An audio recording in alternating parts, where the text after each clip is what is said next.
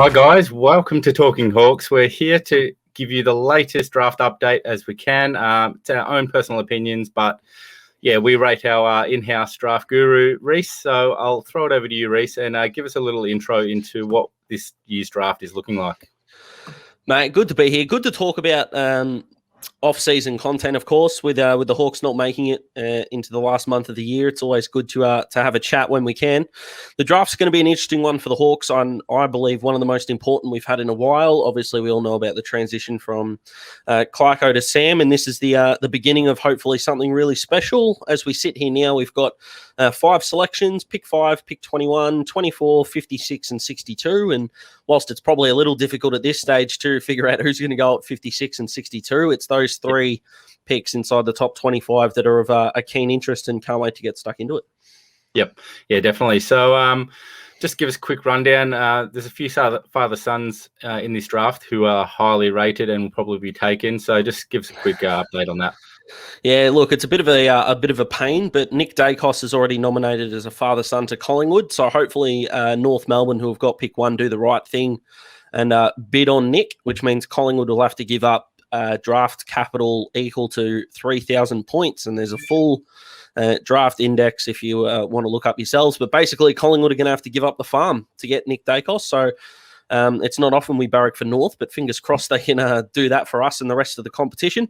And Channel 7 commentator Luke Darcy's son, Sam, is also a highly touted prospect that there's talks that North may or may not bid on. You'd argue that we hope they do it anyway. The Dogs look keen on taking Sam, and the more draft capital you can get in opposition to take up, the better. The Crows famously did it to the Dogs last year with Jamari Ugle-Hagan going at pick 1, although Academy, father-son, different in that case, given that the Academy rules have changed. So Nick Dacos, Sam Darcy are going to go to Collingwood and the Bulldogs.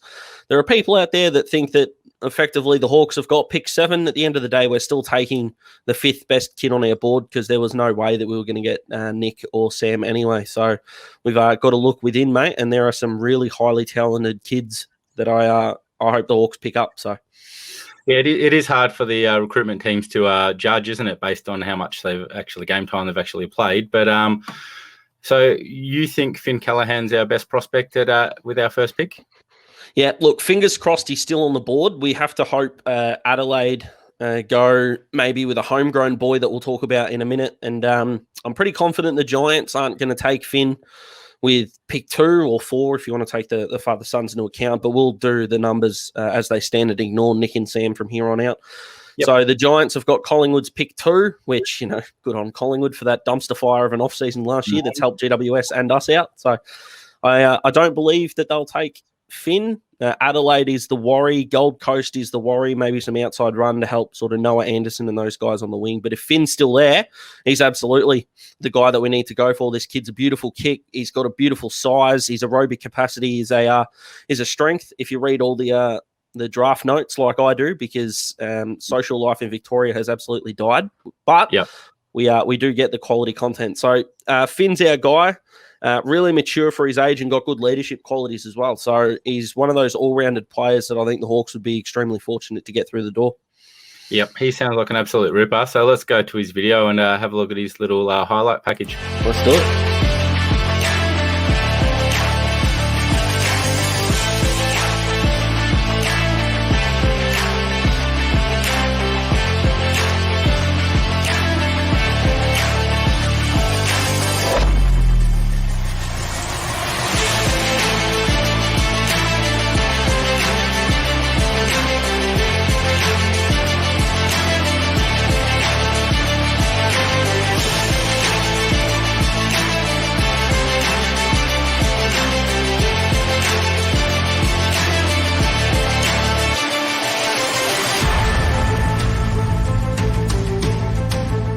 He looks like a pretty big package there. So, let's hope he can sneak down to our top pick and we can get him on board.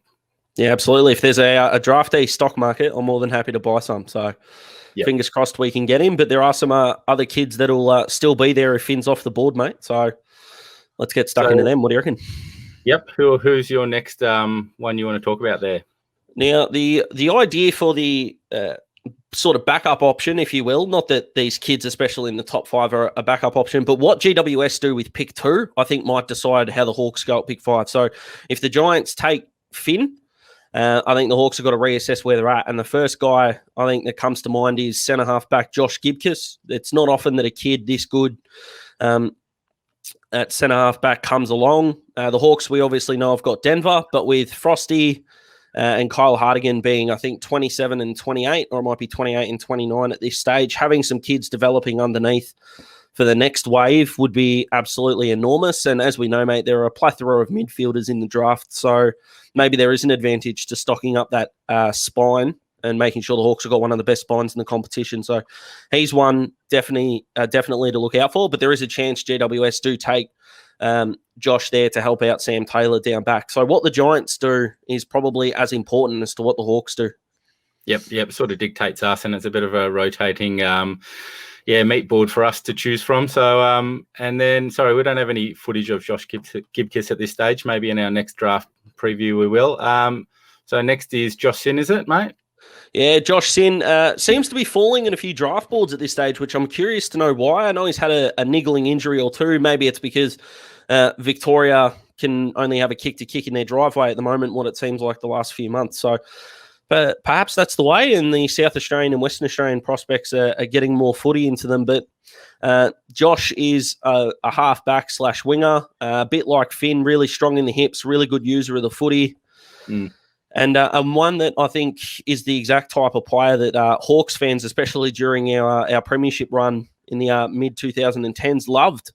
Good size, beautiful kick, left footer. We love our left footers as well at the Hawks. So Josh and Finn, I see a lot of similarities there, and I think Finn's just got a little bit more size about him. But Josh Sinn's going to be a very good player, so I would not be complaining if he put on the brown and gold next year for sure.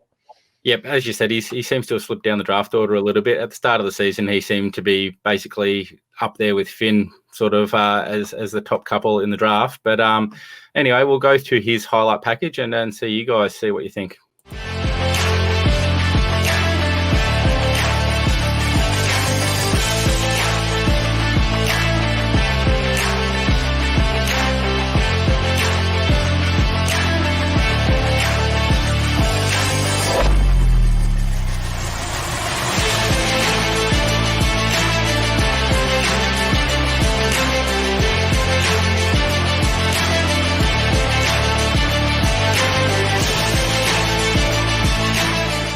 Some great speed and evasive skills there. So, and like you said, some comparisons between the two. But what I found the big difference was Josh Sinn's kick to handball ratio seemed a lot higher. So I'm pretty happy if we do land him. Like you said, he's a little bit smaller in size, but that size isn't everything, mate. Yeah, I know he's a public enemy number 1 at Hawthorn land, but that had young Isaac Smith written all over it, that sort of run and dash there from Joshy Sinn. So I'll tell you what, whoever we do get at 5, I don't think any Hawks fans will be complaining in the slightest, but these boys just look prim and proper and ready to go. So I can't wait to find out who we do get, mate. Looking forward to more draft content from those, perhaps more in the know than us to drop so we can get a bigger picture. But, geez, it looks exciting. So that rounds us off for our first pick, I believe. Is that it? One more. There's the guy I'm not a huge fan of player comparison, and I'm more than happy for everyone to go. About 2 minutes ago, he said he looked like a young Isaac Smith, and that's fair. A little bit of hypocrisy from me. But when we took Will Day, and I think a lot of people forget because we love Will so much, it came out as a bit of a surprise. I think we took him at 12 or 13. So, but there's a kid in this draft that's rocketing up draft boards who, for mine, is an absolute clone of Will, and we love Will. So 2 Wills doesn't seem like a bad thing, and that kid's name's Josh Goda. Yep. And this kid's 194 centimeters, and just everything that we thought Will was. This kid looks like Calder Cannon's ball magnet, inside run, inside-outside player. The draft notes seem to say that no one can figure out his best position, but if there's one footy club in the land that can put players in the right spot, it's going to be Sam Mitchell and the Hawthorn staff. So one to look out for. Might be a bit of a bolter in the sort of 3 months that we've got until the draft. We love your keen eye, mate. So you seem to pick them before they rise up the draft order. So keep an eye on him, fans. Okay, so that rounds out our first pick at this point in time. We'll move through to our second and third selections. We've got an array of blokes that might fill those holes. So I'll throw that to you, mate. Where do you think our pick 21 will go to? Yeah, so pick 24 probably comes down to who we take at 5. So we'll go pick 21, my favourite coming through. This kid's not being talked about enough. We get frustrated. Unless your name's sort of Chad Wingard, Jake Stringer, or Toby Green, we get really sick and tired of everyone telling us that blokes can play 2 positions almost equally as well, these mid-forward types. I'd argue that there's a kid in the draft that can do both of them B+ or better, and his name's Judson Clarke, Vic Country boy, dominated the trial match, which we love, and I'd really love if Hawthorn could pick him up at 21.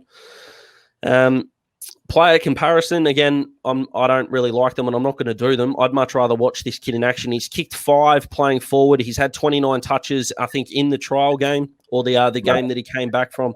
So he's more than capable of doing both. And if at Waverley he shows that he can do one better than the other, that's where Sammy will play him. And with the run and dash that he's got, to add that X factor into a midfield with Tommy, Jaeger, and the Warpedo might give us that little extra burst. And if a guy like him can come in and maybe Chad can play a bit more forward, Chad might be getting those 4 or 5 goal bags he used to have at Port. So that's a win-win for us, and I really like that at 21. Beautiful. You've highlighted a quality array of skills there, so let's go have a look at his package.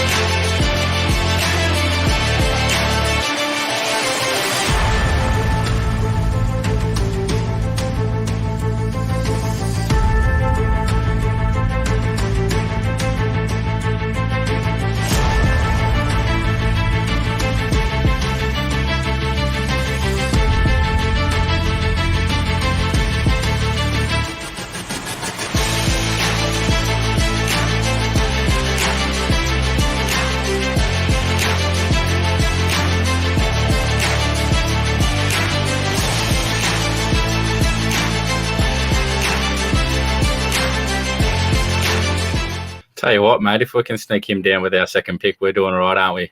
Yeah, absolutely. Not sort of in discussions in a lot of top 20 lists. ESPN do their list. Cal Toomey does his list on AFL.com.au, probably one of the more reputable draft minds in the country.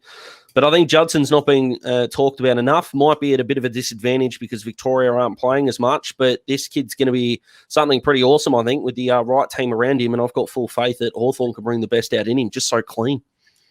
All right, fans, you heard it here. Keep that one quiet on the down low. All right, who have we got next on that list, mate? So 24 is going to be one of the gentlemen that I think is going to play today as we're recording this, mate. South Australia and Western Australia playing an under-19s game. So if either of these boys dominate, they might not be there at 24. But the two I want to highlight, one is Matthew Johnson, who is exactly the same size and 1 kilo skinnier than Marcus Bontempelli was when he was drafted. I'm not saying he's going to be the next Bont. I mean, half of Bont would be amazing at pick 24, if we're being honest. But he's a Subiaco boy who's going really well at Colts level for Subi.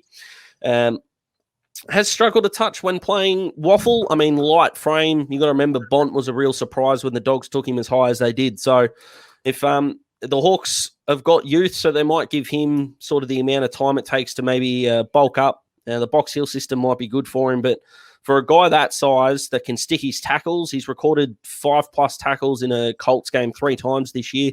Nice. And can go forward and kick goals as well. He's a beautiful set shot kick from what the draft notes tell us, and lowers his eyes inside 50. So if Cozzy, Jackson Callow, Mitch Lewis, these guys that we love up forward, mate, they need quality ball users delivering it inside 50, and he's definitely one of them and one of my favourites in this draft. So maybe a little biased, but ESPN had him at 20 in their last list, so it's probably not a huge jump to say that he might be there at 24, although if he dominates today, might be a little out of the picture, but one to watch for sure.